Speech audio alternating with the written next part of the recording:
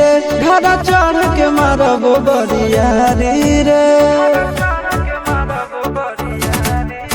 छूट जी तो कैल रंगदारी रे घर चढ़ के मारब बरियारी रे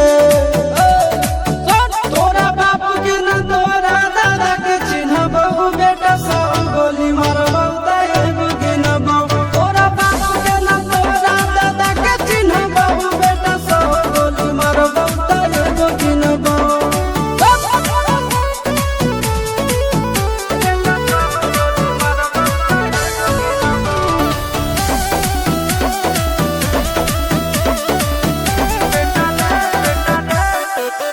बेटा रे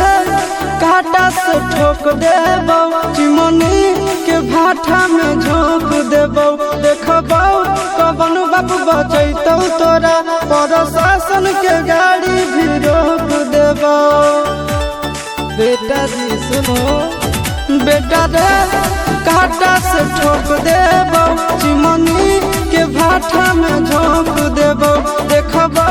कवन बाप बचैतौ तोरा प्रशासन के गाड़ी भी रोक देबौ तोरा जैसन के हम खड़े खड़े गिनबौ बेटा सब गोली मारबौ तैगो गिनबौ तोरा बाप के न तोरा दादा के चिन्हबौ बेटा सब गोली मारबौ तैगो गिनबौ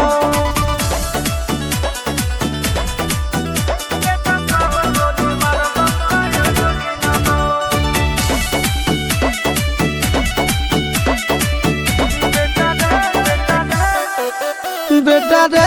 दौड़ा के बाजार में मारबौ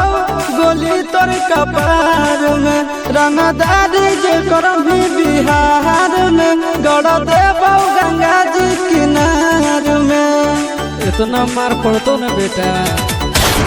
बेटा रे दौड़ा के बाजार में मारबौ गोली तोर कपार में रंगदारी जे करभी बिहार में गड़ देबौ गंगा जी किनार में कहो चिंटू आशीष के कारण सुनबौ बेटा सब गोली मारबौ तैगो गिनबौ तोरा बाप के न तोरा दादा के चिन्हबौ बेटा सब गोली मारबौ तैगो गिनबौ मारत मारत पिछुआरा लाल कर दे बेटा ध्यान से बाप इधर है।